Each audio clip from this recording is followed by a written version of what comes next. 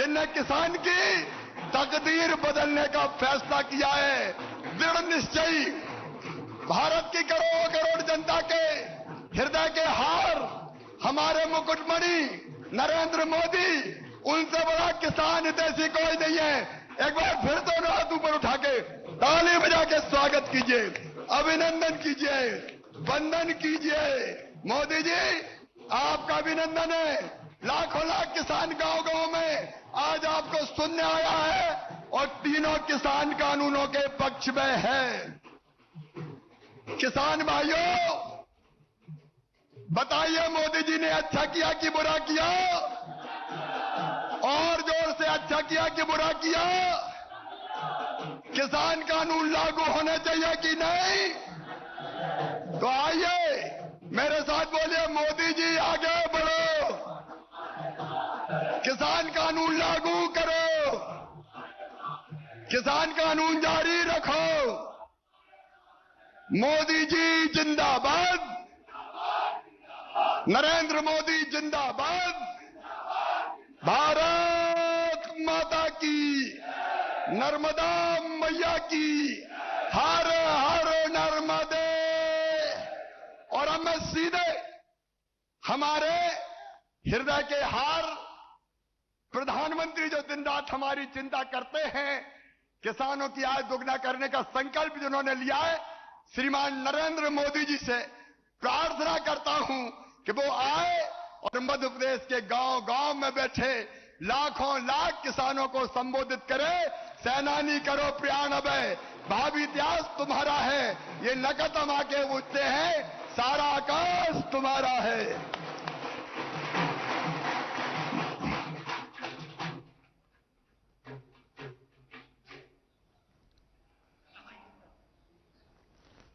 नमस्कार। मध्य प्रदेश के मेहनती किसान भाइयों बहनों को मेरा कोटि कोटि प्रणाम। आज के इस विशेष कार्यक्रम में मध्य प्रदेश के कोने कोने से किसान साथी एकत्र हुए हैं। रायसेन में एक साथ इतने किसान आए हैं। डिजिटल तरीके से भी हजारों किसान भाई बहन हमारे साथ जुड़े हैं। मैं सभी का स्वागत करता हूं। बीते समय में ओले गिरने, प्राकृतिक आपदा की वजह से एमपी के किसानों का नुकसान हुआ है। आज इस कार्यक्रम में मध्य प्रदेश के ऐसे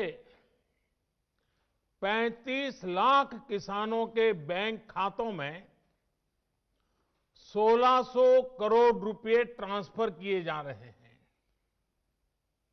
कोई बिचौलिया नहीं, कोई कमीशन नहीं, कोई कट नहीं, कोई कटकी नहीं, सीधे किसानों के बैंक खातों में मदद पहुंच रही है। टेक्नोलॉजी के कारण ही ये संभव हुआ है और भारत ने बीते 5-6 वर्षों में जो ये आधुनिक व्यवस्था बनाई है, उसकी आज पूरी दुनिया में चर्चा भी हो रही है और उसमें हमारे देश के युवा टैलेंट का बहुत बड़ा योगदान है। साथियों, आज यहां इस कार्यक्रम में भी कई किसानों को किसान क्रेडिट कार्ड सौंपे गए हैं। पहले किसान क्रेडिट कार्ड हर कोई किसान को नहीं मिलता था। हमारी सरकार ने किसान क्रेडिट कार्ड की सुविधा देश के हर किसान के लिए उपलब्ध कराने के लिए हमने नियमों में भी बदलाव किया है। अब किसानों को खेती से जुड़े कामों के लिए आसानी से आवश्यक पूंजी मिल रही है। इसमें उन्हें दूसरों से ज्यादा ब्याज पर कर्ज लेने की मजबूरी से भी मुक्ति मिली है। साथियों, आज इस कार्यक्रम में भंडारण, कोल्ड स्टोरेज यानी वेयर हाउसिंग, कोल्ड स्टोरेज, इससे जुड़े इंफ्रास्ट्रक्चर और अन्य सुविधाओं का लोकार्पण और शिलान्यास भी हुआ है। ये बात सही है कि किसान कितनी भी मेहनत कर ले, लेकिन फल, सब्जियां, अनाज, उसका अगर सही भंडारण न हो, सही तरीके से न हो, तो उसका बहुत बड़ा नुकसान होता है। और ये नुकसान सिर्फ किसान का ही नहीं, ये नुकसान पूरे हिंदुस्तान का होता है। एक अनुमान है कि करीब करीब 1 लाख करोड़ रुपए के फल, सब्जियां और अनाज हर साल इस वजह से बर्बाद हो जाते हैं। लेकिन पहले इसे लेकर भी बहुत ज्यादा उदासीनता थी। अब हमारी प्राथमिकता भंडारण के नए केंद्र, कोल्ड स्टोरेज का देश में विशाल नेटवर्क और उससे जुड़ा इंफ्रास्ट्रक्चर बनाना, ये भी हमारी प्राथमिकता है। मैं देश के व्यापारी जगत को, उद्योग जगत से भी आग्रह करूंगा कि भंडारण की आधुनिक व्यवस्थाएं बनाने में, कोल्ड स्टोरेज बनाने में, फूड प्रोसेसिंग के नए उपक्रम लगाने में हमारे देश के उद्योग और व्यापार जगत के लोगों ने भी आगे आना चाहिए। सारा काम किसानों के सर पे मढ़ देना, ये कितना उचित है? हो सकता है आपकी कमाई थोड़ी कम होगी, लेकिन देश के किसान का, देश के गरीब का, देश के गांव का भला होगा। साथियों, भारत की कृषि, भारत का किसान अब और पिछड़ेपन में नहीं रह सकता। दुनिया के बड़े बड़े देशों के किसानों को जो आधुनिक सुविधा उपलब्ध है, वो सुविधा भारत के भी किसानों को मिले, इसमें अब और देर नहीं की जा सकती। समय हमारा इंतजार नहीं कर सकता। तेजी से बदलते हुए वैश्विक परिदृश्य में भारत का किसान सुविधाओं के अभाव में, आधुनिक तौर तरीकों के अभाव में असहाय होता जाए, ये स्थिति स्वीकार नहीं की जा सकती। पहले ही बहुत देर हो चुकी है। जो काम 25-30 साल पहले हो जाने चाहिए थे, वो आज करने की नौबत आई है। पिछले 6 साल में हमारी सरकार ने किसानों की एक एक जरूरत को ध्यान में रखते हुए अनेक महत्वपूर्ण कदम उठाए हैं। इसी कड़ी में देश के किसानों की उन मांगों को भी पूरा किया गया है जिन पर बरसों से सिर्फ और सिर्फ मंथन चल रहा था। बीते कई दिनों से देश में किसानों के लिए जो नए कानून बने, आजकल उसकी चर्चा बहुत है। एक कृषि सुधार, ये कानून रातों रात नहीं आए हैं। पिछले 20-22 साल से इस देश की हर सरकार ने, राज्यों की सरकार ने इस पर व्यापक चर्चा की है। कम अधिक सभी संगठनों ने इन पर विमर्श किया है। देश के किसानों के संगठन, कृषि एक्सपर्ट्स, कृषि अर्थशास्त्री, कृषि वैज्ञानिक, हमारे यहाँ के प्रोग्रेसिव किसान भी लगातार कृषि क्षेत्र में सुधार की मांग करते आए हैं।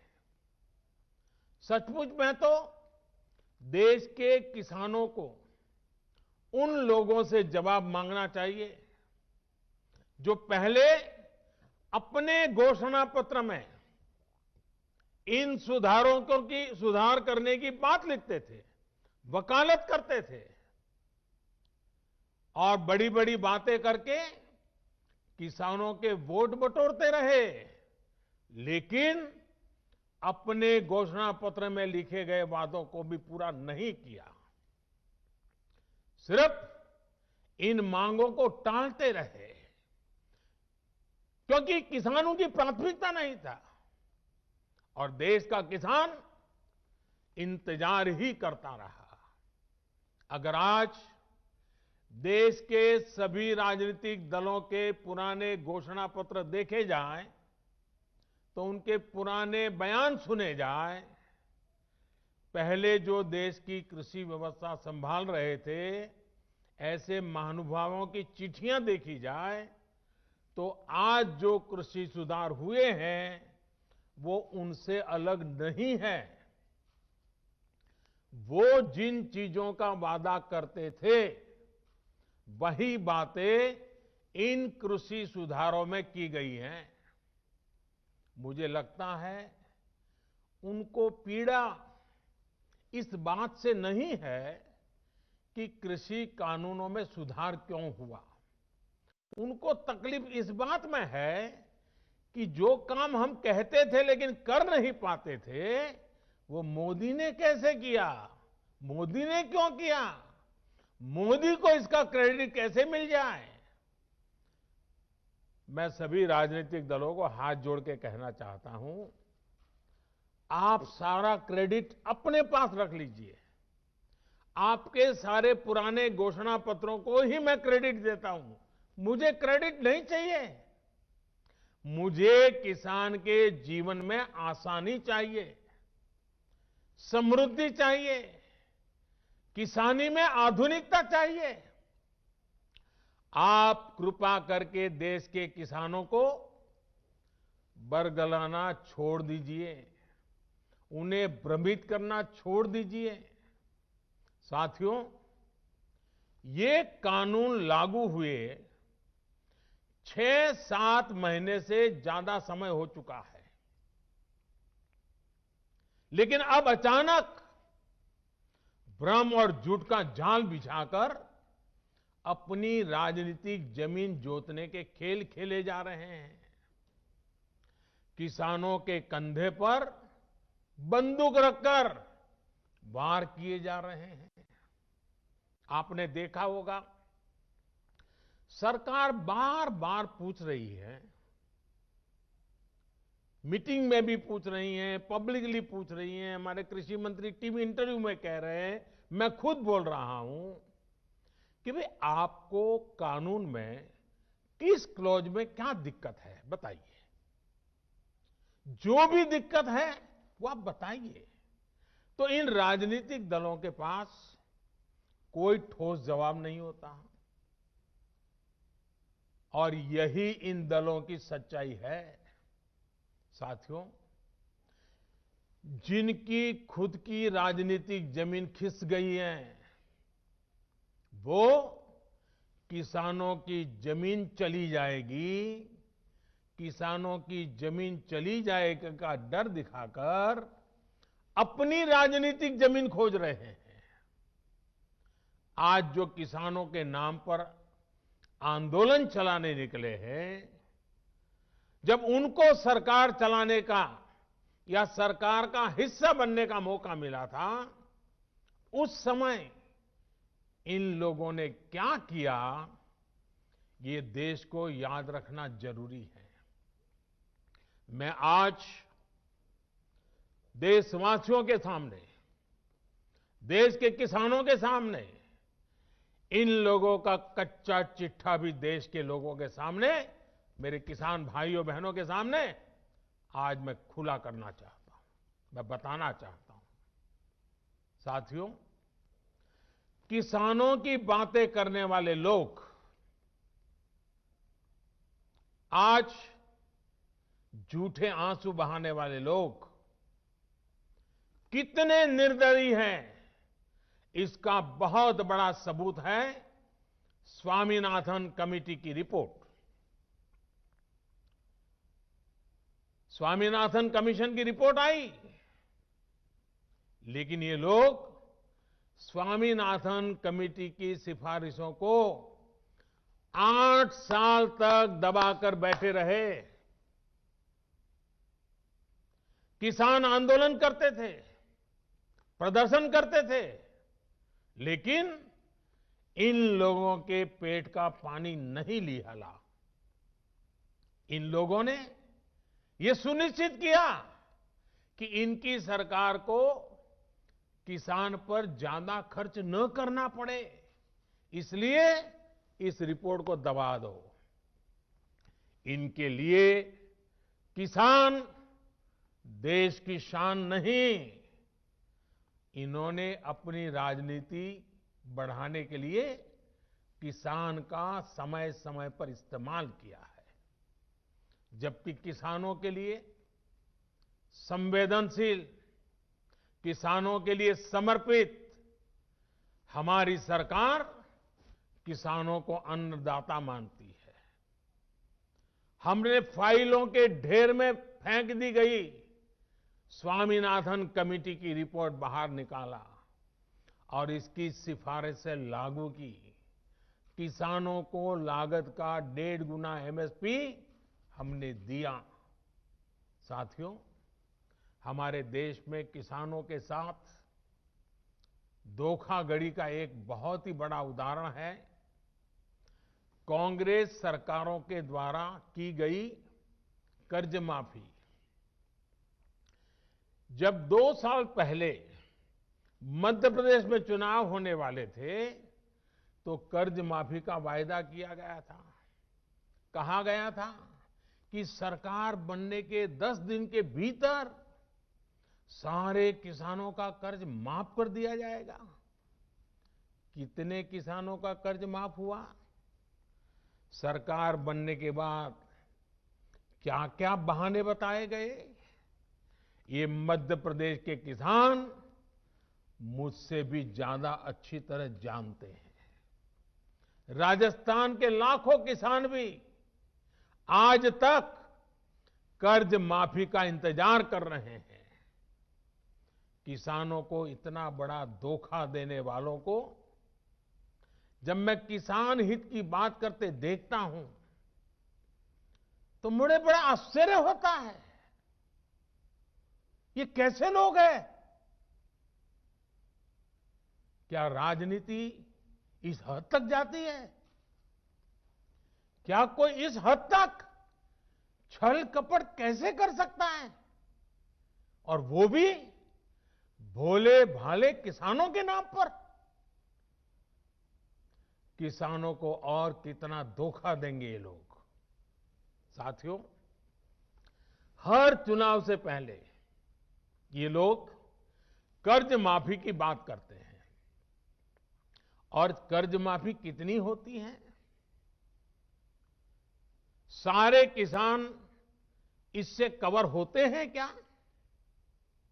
जो छोटा किसान कभी बैंक का दरवाजा नहीं देखा है, जिसने कभी कर्ज नहीं लिया, उसके बारे में क्या कभी एक बार भी सोचा है इन लोगों ने? और नया पुराना हर अनुभव ये बताता है कि जितनी ये घोषणा करते हैं, उतनी कर्ज माफी कभी नहीं करते। जितने पैसे ये भेजने की बात कर रहे हैं, उतने पैसे किसानों तक कभी पहुंचते ही नहीं है। किसान सोचता था कि अब तो पूरा कर्ज माफ होगा, और बदले में उसे मिलता था बैंकों का नोटिस और गिरफ्तारी का वारंट। और इस कर्ज माफी का सबसे बड़ा लाभ किसे मिलता था? इन लोगों के करीबियों को, नाते रिश्तेदारों को। अगर मेरे मीडिया के मित्र अगर थोड़ा खंगालेंगे तो ये सब 8-10 साल पहले की रिपोर्ट में उन्हें पूरी तरह कच्चा चिट्ठा मिल जाएगा। यही उनका चरित्र रहा है। किसानों की राजनीति का दम भरने वालों ने कभी इसके लिए आंदोलन नहीं किया, प्रदर्शन नहीं किया। कुछ बड़े किसानों का कर्ज 10 साल में एक बार माफ हो गया, इनकी राजनीतिक रोटी सिक गई, काम पूरा हो गया, फिर गरीब किसान को कौन पूछता है? वोट बैंक की राजनीति करने वाले इन लोगों ने और इन लोगों को देश अब भली भांति जान गया है, देश देख रहा है। देश हमारी नीयत में गंगा जल और मां नर्मदा के जल जैसी पवित्रता भी देख रहा है। इन लोगों ने 10 साल में एक बार कर्ज माफी करके लगभग 50,000 करोड़ रुपए देने की बात कही। 10 साल में एक बार 50,000 करोड़। हमारी सरकार ने जो पीएम किसान सम्मान योजना शुरू की है, उसमें हर साल किसानों को लगभग 75,000 करोड़ रुपए मिलेंगे। यानी 10 साल में लगभग 7.5 लाख करोड़ रुपया किसानों के बैंक खातों में सीधे ट्रांसफर। कोई लीकेज नहीं, किसी को कोई कमीशन नहीं, कट कल्चर का नामो निशान नहीं। साथियों, अब मैं देश के किसानों को याद दिलाऊंगा यूरिया की। याद करिए, 7-8 साल पहले यूरिया का क्या होता था, क्या हाल था? रात रात भर किसानों को यूरिया के लिए कतारों में खड़े रहना पड़ता था। क्या ये सच नहीं है? कई स्थानों पर यूरिया के लिए किसानों को लाठीचार्ज की खबरें आमतौर पर आती रहती थी। यूरिया की जमकर के काला बाजारी होती थी कि नहीं होती थी? किसान की फसल खाद की किल्लत में बर्बाद हो जाती थी, लेकिन इन लोगों का दिल नहीं पसीजता था। क्या ये किसानों पर जुल्म नहीं था, अत्याचार नहीं था? आज मैं ये देखकर हैरान हूं कि जिन लोगों की वजह से ये परिस्थितियां पैदा हुई, वो आज राजनीति के नाम पर खेती करने निकल पड़े हैं। साथियों, क्या यूरिया की दिक्कत का पहले कोई समाधान नहीं था? अगर किसानों के दुख दर्द, उनकी तकलीफों के प्रति जरा भी संवेदना होती तो यूरिया की दिक्कत होती ही नहीं। हमने ऐसा क्या किया कि सारी परेशानी खत्म हो गई है? आज यूरिया की किल्लत की खबरें नहीं आती। यूरिया के लिए किसानों को लाठी नहीं खानी पड़ती। हमने किसानों की इस तकलीफ को दूर करने के लिए पूरी ईमानदारी से काम किया। हमने कालाबाजारी रोकी, सख्त कदम उठाए, भ्रष्टाचार पर नकेल कसी। हमने सुनिश्चित किया कि यूरिया किसान के खेत में ही जाए। इन लोगों के समय में सब्सिडी तो किसान के नाम पर चढ़ाई जाती थी, लेकिन उनका लाभ कोई और लेता था। हमने भ्रष्टाचार की जुगलबंदी को भी बंद कर दिया। हमने यूरिया की 100% नीम कोटिंग की। देश के बड़े बड़े खाद कारखाने जो तकनीक पुरानी होने के नाम पर बंद कर दिए गए थे, उन्हें हम फिर से शुरू करवा रहे हैं। अगले कुछ साल में यूपी के गोरखपुर में, बिहार के बरौनी में, झारखंड के सिंदरी में, ओडिशा के तालचेर में, तेलंगाना के रामागुंडम में आधुनिक फर्टिलाइजर प्लांट्स शुरू हो जाएंगे। 50-60 हजार करोड़ रुपए सिर्फ इस काम के लिए खर्च किए जा रहे हैं। ये आधुनिक फर्टिलाइजर प्लांट्स रोजगार के लाखों नए अवसर पैदा करेंगे, भारत को यूरिया उत्पादन में आत्मनिर्भर बनाने में मदद करेंगे। दूसरे देशों से यूरिया मंगवाने पर भारत के जो हजारों करोड़ रुपए खर्च होते हैं, उन्हें कम करेंगे। साथियों, इन खाद कारखानों को शुरू करने से इन लोगों को पहले कभी किसी ने नहीं रोका था, किसी ने मना नहीं किया था, किसी ने नहीं कहा था कि नई टेक्नोलॉजी मत लगाओ, लेकिन ये नियत नहीं थी, नीति नहीं थी, किसानों के प्रति निष्ठा भी नहीं थी। किसान से झूठे वायदे करने वाले सत्ता में आते रहो, झूठे वादे करते रहो, मलाई खाते रहो, यही इन लोगों का काम रहा है। साथियों, अगर पुरानी सरकारों को चिंता होती तो देश में 100 के करीब बड़े सिंचाई प्रोजेक्ट दशकों तक नहीं लटकते। बांध बनना शुरू हुआ तो 2500 साल तक बन ही रहा है। बांध बन गया तो नहरें नहीं बनी, नहरें बन गई तो नहरों को आपस में जोड़ा नहीं गया, और इसमें भी समय और पैसे दोनों की जमकर के बर्बादी की गई। अब हमारी सरकार हजारों करोड़ रुपए खर्च करके इन सिंचाई परियोजनाओं को मिशन मोड में पूरा करने में जुटी है, ताकि किसान के हर खेत में पानी पहुंचाने की हमारी इच्छा पूरी हो जाए। साथियों, किसानों की इनपुट कॉस्ट कम हो, लागत कम हो, खेती पर होने वाली लागत कम हो, इसके लिए भी सरकार ने निरंतर प्रयास किए हैं।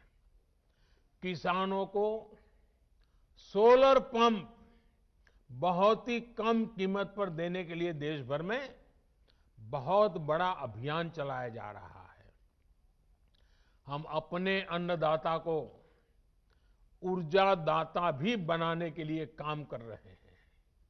इसके अलावा हमारी सरकार अनाज पैदा करने वाले किसानों के साथ ही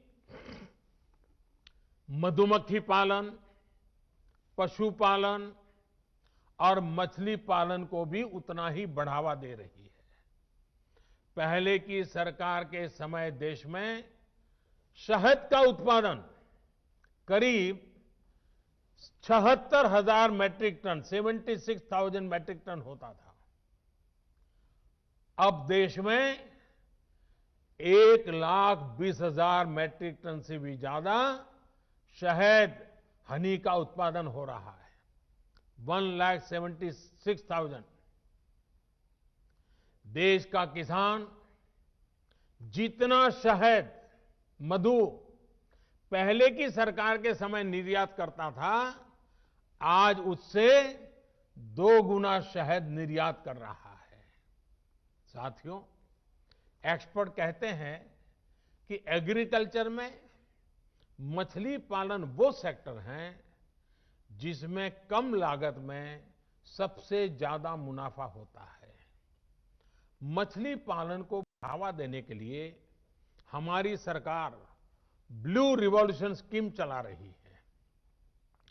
कुछ समय पहले ही 20,000 करोड़ रुपए की प्रधानमंत्री मत्स्य संपदा योजना भी शुरू की गई है। इन्हीं प्रयासों का ही नतीजा है कि देश में मछली उत्पादन के पिछले सारे रिकॉर्ड टूट चुके हैं। अब देश अगले 3-4 साल में मछली निर्यात को 1 लाख करोड़ रुपए से ज्यादा करने के लक्ष्य पर काम कर रहा है। भाइयों और बहनों, हमारी सरकार ने जो कदम उठाए, हमारी राज्य सरकारों ने जो कदम उठाए, और आज देख रहे हैं मध्य प्रदेश में किस प्रकार से किसानों की भलाई के लिए काम हो रहे हैं, वो पूरी तरह किसानों को समर्पित है। अगर मैं वो सारे कदम गिनाने जाऊं तो शायद समय बहुत कम पड़ जाएगा, लेकिन मैंने कुछ उदाहरण इसलिए दिए ताकि आप हमारी सरकार की नीयत को परख सकें, हमारे ट्रैक रिकॉर्ड को देख सकें, हमारे नेक इरादों को समझ सकें। और इसी आधार पर मैं विश्वास से कहता हूं कि हमने हाल में जो कृषि सुधार किए हैं उसमें अविश्वास का कारण ही नहीं है, झूठ के लिए कोई जगह ही नहीं है। मैं अब आपसे कृषि सुधारों के बाद बोले जा रहे सबसे बड़े झूठ के बारे में बात करूंगा।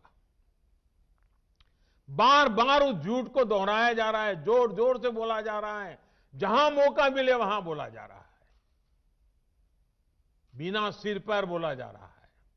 जैसे मैंने पहले कहा था, स्वामीनाथन कमेटी की रिपोर्ट को लागू करने का काम हमारी ही सरकार ने किया।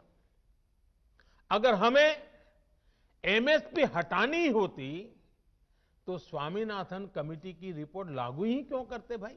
आपने भी नहीं की थी, हम भी नहीं करते। हमने तो ऐसा नहीं किया, हमने तो लागू की। दूसरा, ये हमारी सरकार एमएसपी को लेकर इतनी गंभीर है कि हर बार बुवाई से पहले एमएसपी की घोषणा करती है। इससे किसान को भी आसानी होती है, उन्हें भी पहले पता चल जाता है कि इस फसल पर इतनी एमएसपी मिलने वाली है। वो कुछ बदलाव करना चाहता है तो उसे सुविधा होती है। साथियों, 6 महीने से ज्यादा का समय हो गया जब ये कानून लागू किए गए। ये कानून तो लागू हो चुके थे, 6 महीने पहले हो चुके थे। कानून बनने के बाद भी वैसे ही एमएसपी की घोषणा की गई जैसे पहले की जाती थी। कोरोना महामारी से लड़ाई के दौरान भी ये काम पहले की तरह किया गया। एमएसपी पर खरीदी भी उन्हीं मंडियों में हुई जिनमें कानून बनने से पहले होती थी, कानून बनने के बाद भी वही हुई। अगर कानून लागू होने के बाद भी एमएसपी की घोषणा हुई, एमएसपी पर सरकारी खरीदी हुई, उन्हीं मंडियों में हुई, तो क्या कोई समझदार इस बात को स्वीकार करेगा कि एमएसपी बंद हो जाएगी? और इसलिए मैं कहता हूं, इससे बड़ा कोई झूठ नहीं हो सकता, इससे बड़ा कोई षड्यंत्र नहीं हो सकता। और इसलिए मैं देश के प्रत्येक किसान को ये विश्वास दिलाता हूं कि पहले जैसे एमएसपी दी जाती थी वैसे ही दी जाती रहेगी। एमएसपी न बंद होगी न समाप्त होगी। साथियों, अब मैं आपको जो आंकड़े दे रहा हूं वो दूध का दूध और पानी का पानी कर देंगे। पिछली सरकार के समय गेहूं पर एमएसपी थी 1400 रुपये प्रति क्विंटल। हमारी सरकार प्रति क्विंटल गेहूं पर ₹1975 एमएसपी दे रही है। पिछली सरकार के समय धान पर एमएसपी थी ₹1310 प्रति क्विंटल। हमारी सरकार प्रति क्विंटल धान पर करीब ₹1870 एमएसपी दे रही है। पिछली सरकार में ज्वार पर एमएसपी थी ₹1520 प्रति क्विंटल। हमारी सरकार ज्वार पर प्रति क्विंटल ₹2640 एमएसपी दे रही है। पिछली सरकार के समय मसूर की दाल पर एमएसपी थी ₹1950। हमारी सरकार प्रति क्विंटल मसूर दाल पर ₹5100 एमएसपी दे रही है। पिछली सरकार के समय चने पर एमएसपी थी ₹3100। हमारी सरकार अब चने पर प्रति क्विंटल ₹5100 एमएसपी दे रही है। पिछली सरकार के समय तूर दाल पर एमएसपी थी 4300 प्रति क्विंटल। हमारी सरकार तूर दाल पर प्रति क्विंटल ₹6000 एमएसपी दे रही है। पिछली सरकार के समय मूंग दाल पर एमएसपी थी ₹4500 प्रति क्विंटल। हमारी सरकार मूंग दाल पर करीब ₹7200 ₹7200 एमएसपी दे रही है। साथियों, ये इस बात का सबूत है कि हमारी सरकार एमएसपी समय समय पर बढ़ाने को कितनी तवज्जो देती है, कितनी गंभीरता दे देती है। एमएसपी बढ़ाने के साथ ही सरकार का जोर इस बात पर भी रहा है कि ज्यादा से ज्यादा अनाज की खरीदारी एमएसपी पर की जाए। पिछली सरकार ने अपने 5 साल में किसानों से लगभग 1700 लाख मैट्रिक टन धान खरीदा था। ये आंकड़े याद रखना। हमारी सरकार ने अपने 5 साल में 3000 लाख मैट्रिक टन धान किसानों से एमएसपी में खरीदा, करीब करीब डबल। पिछली सरकार ने अपने 5 साल में करीब 3.25 लाख मैट्रिक टन तिलहन खरीदा था। हमारी सरकार ने अपने 5 साल में 56 लाख मैट्रिक टन से ज्यादा एमएसपी पर खरीदा है। अब सोचिए, कहां 3.25 लाख और कहां 56 लाख। यानी हमारी सरकार ने न सिर्फ एमएसपी में वृद्धि की, बल्कि ज्यादा मात्रा में किसानों से उनकी उपज को एमएसपी पर खरीदा है। इसका सबसे बड़ा लाभ यह हुआ है कि किसानों के खाते में पहले के मुकाबले कहीं ज्यादा पैसा पहुंचा है।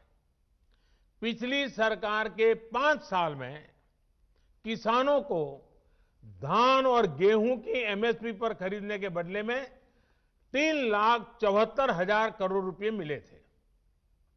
हमारी सरकार ने इतने ही साल में गेहूं और धान की खरीद करने किसानों को 8 लाख करोड़ रुपए से ज्यादा दिए हैं। साथियों, राजनीति के लिए किसानों का उपयोग करने वाले लोगों ने किसान के साथ क्या बर्ताव किया, इसका एक और उदाहरण है दलहन की खेती। 2014 के समय को याद कीजिए, किस प्रकार देश में दालों का संकट था। देश में मचे हाहाकार के बीच दाल विदेशों से मंगाई जाती थी। हर रसोई का खर्च दाल की बढ़ती कीमतों के साथ बढ़ रहा था। जिस देश में दुनिया में सबसे ज्यादा दाल की खपत है, उस देश में दाल पैदा करने वाले किसानों को तबाह करने में इन लोगों ने कोई कसर नहीं कर रखी थी। किसान परेशान था और वो मौज ले रहे थे। जो दूसरे देशों से दाल मंगवाने के काम में उनको मजा आता था। ये बात मैं मानता हूं, कि कभी कभार प्राकृतिक आपदा आ जाए, अचानक संकट आ जाए, तो विदेश से दाल मंगवाई जा सकती है। देश के नागरिकों को भूखा नहीं रखा सकता। लेकिन हमेशा ऐसा क्यों हो? साथियों, ये लोग दाल पर ज्यादा एमएसपी भी नहीं देते थे और उसकी खरीद भी नहीं करते थे। हालत ये थी कि 2014 से पहले के 5 साल, उनके 5 साल, उन्होंने सिर्फ 1.5 लाख मैट्रिक टन दाल ही किसानों से खरीदी। 1.5 लाख मैट्रिक टन, ये आंकड़ा याद रखिए भाइयों बहनों, सिर्फ 1.5 लाख मैट्रिक टन दाल खरीदी। जब 2014 में हमारी सरकार आई तो हमने नीति भी बदली और बड़े निर्णय भी लिए। हमने किसानों को भी दाल की पैदावार के लिए प्रोत्साहित किया। भाइयों और बहनों, हमारी सरकार ने किसानों से पहले की तुलना में 112 लाख मैट्रिक टन, मैं दोबारा बोलता हूं, 112 लाख मैट्रिक टन दाल एमएसपी पर खरीदी। सोचिए, 1.5 लाख उनके जमाने में, वहां से हम सीधे ले गए 112 लाख मैट्रिक टन।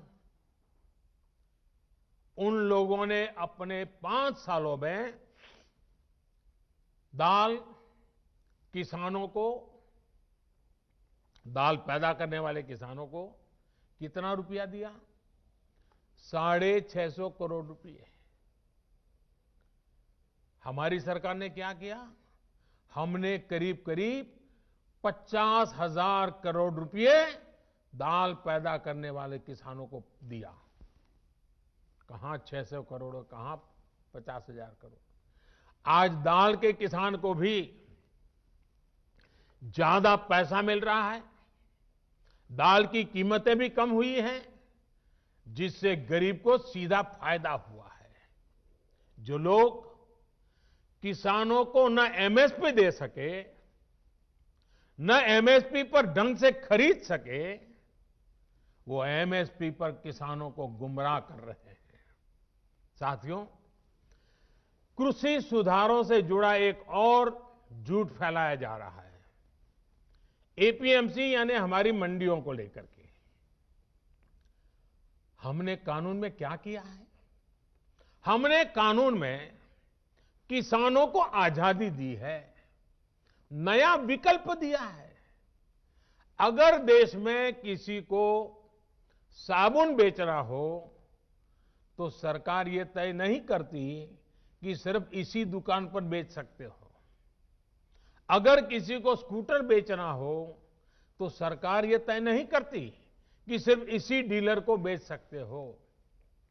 लेकिन पिछले 70 साल से सरकार किसानों को ये जरूर बताती रही है कि आप सिर्फ इसी मंडी में अपना अनाज बेच सकते हो। मंडी के अलावा किसान चाहकर भी अपनी फसल कहीं और नहीं बेच सकता था। नए कानून में हमने सिर्फ इतना कहा है कि किसान अगर उसको फायदा नजर आता है तो पहले की तरह जाके मंडी में बेचे, और बाहर उसको फायदा होता है तो मंडी के बाहर जाने का उसको हक मिलना चाहिए, उसकी मर्जी को। क्या लोकतंत्र में मेरे किसान भाई को इतना हक नहीं हो सकता है? अब जहां किसान को लाभ मिलेगा वहां वो अपनी उपज बेचेगा। मंडी भी चालू है, मंडी में भी आकर के बेच सकता है। जो पहले था वो भी कर सकता है, किसान की मर्जी पर करेगा। बल्कि नए कानून के बाद तो किसान ने अपना लाभ देखकर अपनी उपज को बेचना शुरू भी कर दिया है। हाल ही में एक जगह पर धान पैदा करने वाले किसानों ने मिलकर एक चावल कंपनी के साथ समझौता किया है। इससे उनकी आमदनी 20% बढ़ी है। एक और जगह पर आलू के 1000 किसानों ने मिलकर एक कंपनी से समझौता किया है। इस कंपनी ने उन्हें लागत में 35% ज्यादा की गारंटी दी है। एक और जगह की खबर में पढ़ रहा था, जहां एक किसान ने खेत में लगी मिर्च और केला सीधे बाजार में बेचा तो उसे पहले से 2 गुनी कीमत मिली। आप मुझे बताइए, देश के प्रत्येक किसान को ये लाभ, ये हक मिलना चाहिए या नहीं मिलना चाहिए? किसानों को सिर्फ मंडियों से बांधकर बीते दशकों में जो पाप किया गया है, ये कृषि सुधार कानून उसका प्रायश्चित कर रहे हैं। और मैं फिर दोहराता हूं, नए कानून के बाद 6 महीने हो गए, कानून लागू हो गया, हिंदुस्तान के किसी कोने में कहीं पर भी एक भी मंडी बंद नहीं हुई है। फिर क्यों झूठ फैलाया जा रहा है? सच्चाई तो यह है कि हमारी सरकार एपीएमसी को आधुनिक बनाने पर, उनके कंप्यूटरीकरण पर 500 करोड़ रुपए से ज्यादा खर्च कर रही है। फिर ये एपीएमसी बंद किए जाने की बात कहां से आई? बिना सैर पैर बस झूठ फैलाओ, बार बार बोलो। साथियों, नए कृषि सुधारों को लेकर तीसरा बहुत बड़ा झूठ चल रहा है, फार्मिंग एग्रीमेंट को लेकर। देश में फार्मिंग एग्रीमेंट का कोई नई चीज नहीं है। क्या कोई नया कानून बनाकर हम अचानक फार्मिंग एग्रीमेंट को लागू कर रहे हैं? जी नहीं। हमारे देश में बरसों से फार्मिंग एग्रीमेंट की व्यवस्था चल रही है। एक दो नहीं, बल्कि अनेक राज्यों में पहले से फार्मिंग एग्रीमेंट होते रहे हैं। अभी किसी ने मुझे एक अखबार की रिपोर्ट भेजी, 8 मार्च 2019 की। उसमें पंजाब की कांग्रेस सरकार किसानों और एक मल्टीनेशनल कंपनी के बीच 800 करोड़ रुपए के फार्मिंग एग्रीमेंट का जश्न मना रही है, इसका स्वागत कर रही है। पंजाब के मेरे किसान भाई बहनों की खेती में ज्यादा से ज्यादा निवेश हो, ये हमारी सरकार के लिए भी खुशी की बात है। साथियों, देश में फार्मिंग एग्रीमेंट से जुड़े पहले जो भी तौर तरीके चल रहे थे, उसमें किसानों का बहुत जोखिम था, बहुत रिस्क था। नए कानून में हमारी सरकार ने फार्मिंग एग्रीमेंट के दौरान किसान को सुरक्षा देने के लिए कानूनी प्रावधान किए हैं। हमने तय किया है कि फार्मिंग एग्रीमेंट में सबसे बड़ा हित अगर देखा जाएगा तो वो उस किसान का देखा जाएगा। हमने कानूनन तय किया है कि किसान से एग्रीमेंट करने वाला अपनी जिम्मेदारी से भाग नहीं पाएगा। जो किसान को उसने वादा किया होगा, वो स्पॉन्सर करने वाले को, वो भागीदार को उसे पूरा करना ही होगा। अगर नए किसान कानून लागू होने के बाद कितने ही उदाहरण सामने आ रहे हैं जहां किसानों ने अपने इलाके में एसडीएम से शिकायत की और शिकायत के कुछ ही दिन के भीतर किसानों को अपना बकाया मिल गया। साथियों, फार्मिंग एग्रीमेंट में सिर्फ फसलों या उपज का समझौता होता है। जमीन किसान के ही पास रहती है। एग्रीमेंट और जमीन का कोई लेना देना नहीं है। प्राकृतिक आपदा आ जाए तो भी एग्रीमेंट के अनुसार किसान को पूरे पैसे मिलते हैं। नए कानूनों के अनुसार अगर अचानक, यानी जो एग्रीमेंट तय हुआ है, लेकिन जो स्पॉन्सरर है, जो भागीदार है, जो पूंजी लगा रहा है, और अचानक मुनाफा बढ़ गया, और किसान के कॉन्ट्रैक्ट में तो कम पैसा है लेकिन मुनाफा बढ़ गया, तो इस कानून में ऐसा प्रावधान है कि जो बढ़ा हुआ मुनाफा है किसान को उसमें से भी कुछ हिस्सा देना पड़ेगा। साथियों, एग्रीमेंट करना है या नहीं करना है ये कोई कंपलसरी नहीं है, ये किसान की मर्जी पर है भाई। किसान चाहेगा तो करेगा, नहीं चाहेगा तो नहीं करेगा। लेकिन कोई किसान के साथ बेईमानी न कर दे, किसान के भोलेपन का फायदा उठा न ले, इसके लिए कानून की व्यवस्था की गई है। नए कानून में जो सख्ती दिखाई गई है वो स्पॉन्सर करने वाले के लिए है, किसान के लिए नहीं है। स्पॉन्सर करने वाले को एग्रीमेंट खत्म करने का अधिकार नहीं है। अगर वो एग्रीमेंट खत्म करेगा तो उसे भारी जुर्माना किसान को देना होगा। लेकिन अब वही एग्रीमेंट किसान समाप्त करना चाहे तो किसी भी समय बिना जुर्माने के वो किसान अपना फैसला ले सकता है। राज्य सरकारों को मेरा सुझाव है कि आसान भाषा में, आसान तरीके से समझ में आने वाली फार्मिंग एग्रीमेंट उसका एक खाका बना करके किसानों को दे के रखना चाहिए ताकि कोई किसान से चीटिंग न कर सके।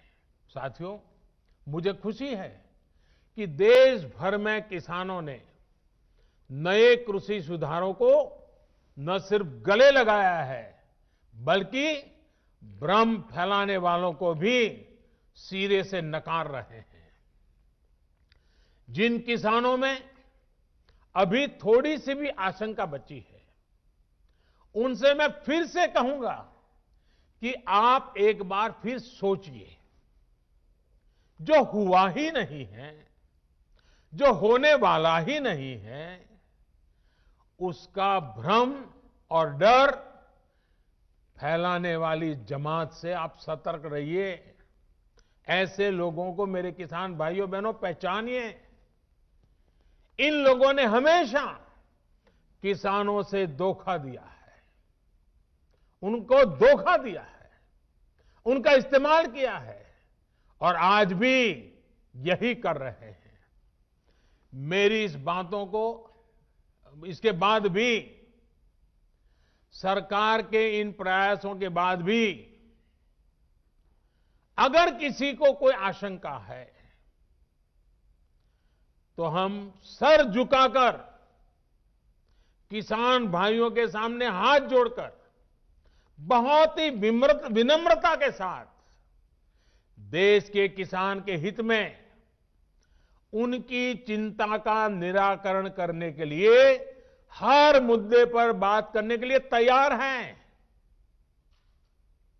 देश का किसान, देश के किसानों का हित हमारे लिए सर्वोच्च प्राथमिकताओं में से एक है। साथियों, आज मैंने कई बातों पर विस्तार से बात की है। कई विषयों पर सच्चाई देश के सामने रखी है। अभी 25 दिसंबर को श्रद्धेय अटल जी की जन्म जयंती पर एक बार फिर मैं इस विषय पर देश भर के किसानों के साथ विस्तार से बात करने वाला हूं।